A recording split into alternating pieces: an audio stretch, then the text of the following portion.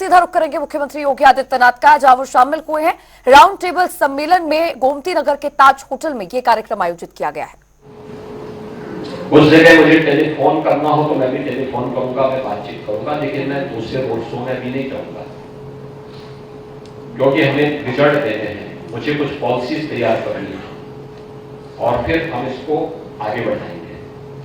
और अंततः हमारा ग्लोबल इन्वेस्टर समिट हुआ था, जिसमें हमें 4,59,000 करोड़ रुपए के प्रस्ताव प्राप्त हुए।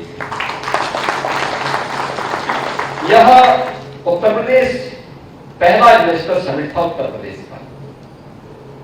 मैं पूछना चाहता हूं कि माहौल देश का हर बड़ा उद्यमी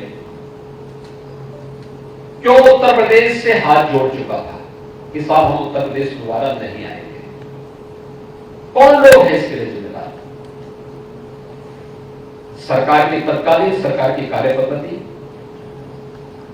उस समय के वातावरण। कोई भी बिजनेसमैन हो या कॉमन मैन हो,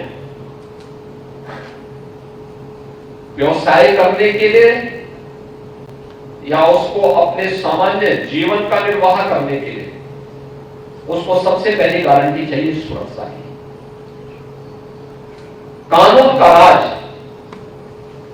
इसकी पहली शर्त है सुरक्षा, और कानून के अनुरूप सारी गतिविधियों का संचालन स्वतःस्फूर्त भाव के साथ होता हुआ दिखाई दे। जिस राज्य में हर दूसरे तीसरे दिन दंगे होते रहे हो, जिस राज्य में जब व्यक्ति ही सुरक्षित नहीं है तो उसकी पूंजी की सुरक्षा की गारंटी कैसे होगी? यह उत्तर प्रदेश के अंदर माहौल था। और एक और जहां सुरक्षा नहीं थी तो दूसरी तरफ यहां की बिगड़ेल नौकरशाही, जो अगर कार्य होने के लिए कहीं आया भी तो अंततः वो बिगाड़ देता था, क्योंकि उस कभी पत्रावली पढ़ते थे नहीं, पढ़ने की फुर्सत भी नहीं थी।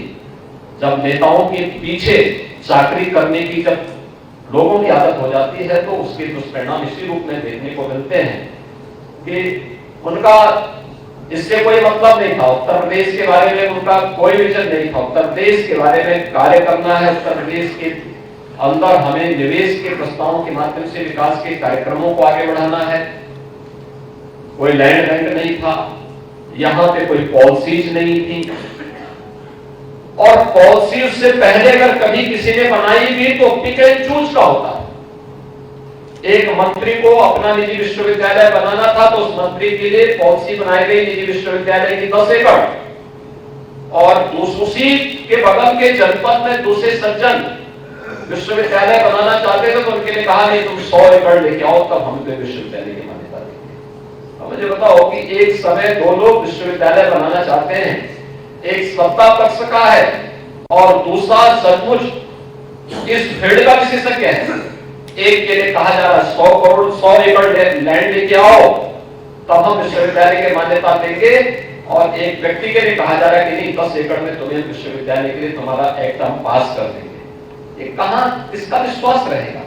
ये भेदभाव जब होगा तो नहीं हो सकता है।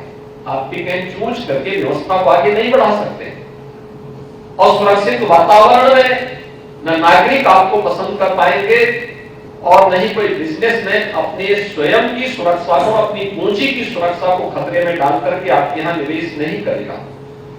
लेकिन हम लोगों ने जब पॉलिसी अपनी बनानी प्रारंभ की, पहली हमारी औद्योगिक विकास की जो पॉलिसी बनी थी, तो हम लोगों ने रोजगार और औद्योगिक विकास निवेश से संबंधित पॉलिसी का नाम भी रोजगार के साथ जोड़ करके हमने कहा है, क्योंकि रोजगार ये निवेश हमें इसलिए ले जाना है कि यह उत्तर प्रदेश के औद्योगिक विकास को तो आगे बढ़ाएगा ही, लेकिन साथ साथ यहाँ के युवाओं को रोजगार के साथ भी जोड़ेगा। रोजगार और औद्योगिक विकास के इन पहले हम लोगों ने अपनी पॉलिसी रूप में बनाई, और आज मैं कह सकता हूं उत्तर प्रदेश ने लगभग अपनी 27-28 सेक्टर की अपनी पॉलिसी तैयार की है, और बहुत सारी पॉलिसी ऐसी है जो देश के अंदर अकेले उत्तर प्रदेश उनको लेके चलता है। डिफेंस एंड एरोस्पेस की पॉलिसी हो, सेमीकंडक्टर की पॉलिसी हो, या फिर लॉजिस्टिक की जो पॉलिसी यूपी की है, या यूपी ने अलग अलग सेक्टर से जुड़े हुए चाहे वह कंप्रेस्ड बायोगैस से जुड़ी हुई पॉलिसी हो, अलग अलग सेक्टर की 27-28 पॉलिसी हम लोगों ने इसके बाद क्रमशः आगे लेकर के हम लोग चले हैं। और अब तो उत्तर प्रदेश एफडीआई और फॉर्चून 500 पॉलिसी के साथ भी आकर के देश और दुनिया के उस निवेशकों की ओर आकर्षित करने के लिए कार्य कर रहा है। कल ही हम लोगों ने एसपीसीआई में, यानी उत्तर प्रदेश के अंदर पहली बार हो रहा है जब हमने सीएसआर के 2 प्रोजेक्ट वहां पर हम लोगों ने एसपीसीआई को प्रदान करवाए, जिसमें एक यूएस की सोलोनी फाउंडेशन है। उन लोगों का उत्तर प्रदेश से कोई संबंध नहीं,